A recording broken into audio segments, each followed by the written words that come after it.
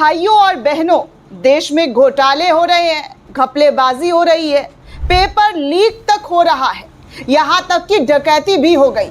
लेकिन मजाल है कि सरकार ने जवाबदेही तय की हो।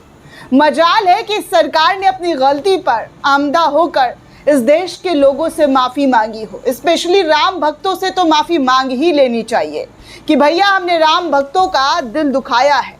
राम भक्ति में जिन लोगों ने चढ़ावा किया था उसका ऐसा लूट मचा कि एक एक साल में लोग करोड़पति बन गए, महाकरोड़पति। ऐसा आप और हम कभी नहीं हो पाएंगे जैसा भाजपा के शासन में चंपत राय को ट्रस्टी बनाकर सारा खेल खेला गया।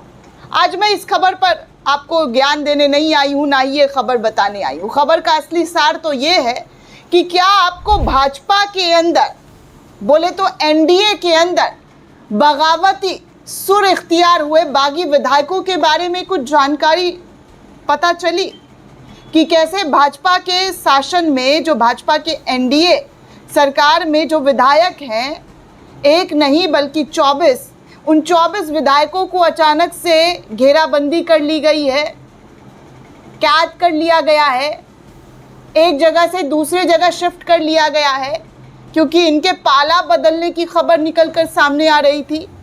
भाजपा में भारी बगावत के बीच दोस्तों 24 विधायकों की घेराबंदी की जा रही है, लेकिन खबर कहीं से कहीं तक नहीं पता चल रही है।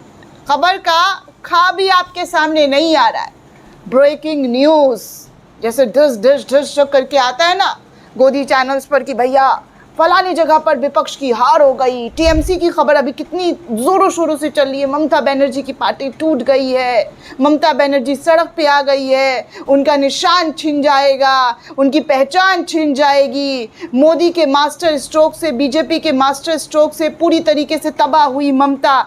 ऐसे ऐसे हेडलाइन चल रहे हैं ना मार्केट में आजकल, यही तो चल रहा है।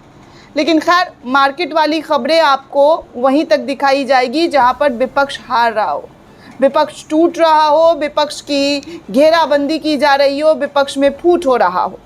लेकिन भाजपा में क्या हो रहा है, एनडीए सरकार के अंदर क्या हो रहा है, ये शायद आपको कभी भी, जी हाँ, कभी भी बताने की जहमत करी जा रही हो, नहीं की जा रही है। तो चलिए मैं ही आपको बता दूं कि इतनी बड़ी चीज़ हो रही है।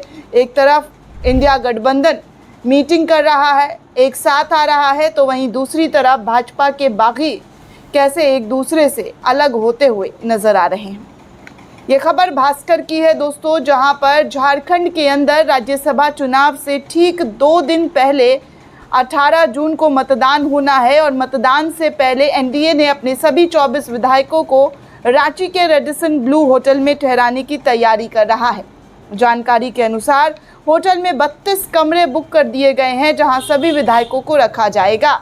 एनडीए समर्थित निर्दलीय उम्मीदवार और अहमदाबाद उद्योगपति परिमल नाथवानी भी रेडिसन ब्लू होटल में ठहरे हुए हैं। मतदान के एक दिन पहले सभी विधायक और नाथवानी को बसों के जरिए सीधे विधानसभा ले जाया जाएगा, क्योंकि इधर उधर गए तो मामला बेकार हो सकता है, बिगड़ सकता है। बोले तो भाजपा कमज़ोर हो सकती है। राज्यसभा में उनके जो नामांकन फिल किया है उनकी हार हो सकती है। इसीलिए अचानक से 24 विधायकों को रांची के रेडिसन ब्लू में उतार दिया गया है, उनको वहाँ पर नाकेबंदी कर दी गई है। मतलब खेल आप देख रहे हैं, अपने लोगों को बचाने का कैसे कैसे खेल खेला जाता है। पैसा पावर हो तो क्या कुछ नहीं किया जा सकता। सत्ता में आप हैं तो आपके लिए सारी चीज़ें पॉसिबल हैं। बागियों को भी अपने साथ लाने की हिम्मत, ताकत आप रख सकते हैं। वरना आप सत्ता में होने के बावजूद विपक्ष बने हैं तो आपके साथ कभी भी किसी भी वक्त घटना घटित हो सकती है। आपके विधायक खरीद दिए जा सकते हैं, आपके सांसद बागी हो सकते हैं और पार्टी छोड़ सकते हैं। जो काबा मदीना कर रहे थे वो भाजपा में जाबो करने लगे, भाजपा में चले गए, भाजपा को समर्थन देने लगे। ये सब हो सकता है। वही है ना, जब तक आप में ताकत है तब तक आप लड़ सकते हैं, लेकिन जैसे ही सत्ता पावर की खेल आपके सामने खेलनी शुरू कर दी जाएगी तो आप घुटना टेक देंगे, नतमस्तक हो जाएंगे। बहुत कम लोग होते हैं जो आखिरी दम तक लड़ते हैं। खैर, आपको बता दूं, एनडीए समर्थित निर्दलीय उम्मीदवार और अहमदाबाद उद्योगपति जो है रेडिसन ब्लू में ठहरे हुए हैं। मतदान के एक दिन पहले सभी विधायक और नाथवानी को बसों के जरिए सीधे विधानसभा ले जाया जाएगा और जिन 2 राज्यसभा सीटों पर मतदान होना है उनमें एक सीट जेएमएम संस्थापक और पूर्व मुख्यमंत्री शिबू सोरेन के निधन के बाद खाली हुई है, जबकि दूसरी सीट भाजपा नेता दीपक प्रकाश का कार्यकाल समाप्त होने के बाद खाली हो रही है। इन 2 सीटों के लिए 3 उम्मीदवार मैदान में उतारे गए हैं। सत्तारूढ़ इंडिया गठबंधन की ओर से झामुमो के बैजनाथ राम और कांग्रेस के प्रणव झा चुनाव लड़ रहे हैं। वहीं एनडीए समर्थित निर्दलीय उम्मीदवार परिमल नाथवानी भी मैदान में उतरे हुए हैं। राजनीतिक समीकरणों को देखा जाए तो बैजनाथ राम की जीत लगभग तय मानी जा रही है। जी हाँ, लगभग तय मानी जा रही है, जो इंडिया गठबंधन से हैं। जबकि दूसरी सीट के लिए कांग्रेस उम्मीदवार प्रणव झा और निर्दलीय उम्मीदवार परिमल नाथवानी के बीच कड़ा मुकाबला देखने सुनने को मिल सकता है। राज्यसभा चुनाव को लेकर इंडिया गठबंधन ने अपनी राजनीति भी इधर तेज कर दी है। गठबंधन के सभी विधायक और प्रमुख नेता 16 और 17 जून को मुख्यमंत्री आवास पर जुटने वाले। इस दौरान विधायकों को मतदान प्रक्रिया की जानकारी देने के साथ मॉक पोल भी कराया जाएगा, जबकि मतदान के दिन किसी भी तरीके की तकनीकी गलती की संभावना ना हो, इसके लिए भी इंडिया गठबंधन पूरी तैयारी करता हुआ नजर आ रहा है।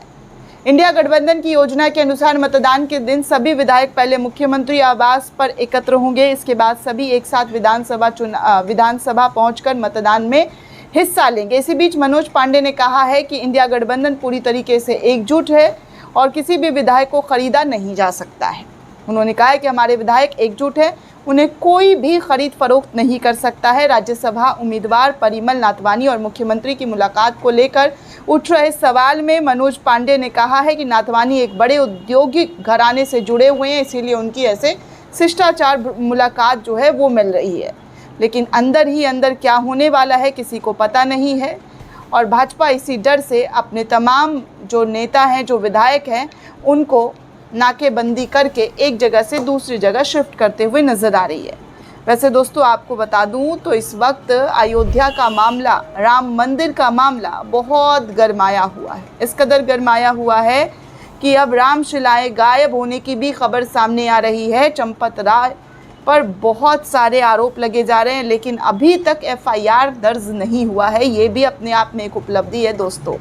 सपोज़ कीजिए अगर ये इंडिया गठबंधन के किसी नेता के ज़रिए किया गया होता, विपक्ष का कोई नेता ये सब कुछ कर रहा होता, तो क्या मामला इतना ही सीधा और सादा दिखा दिया जाता?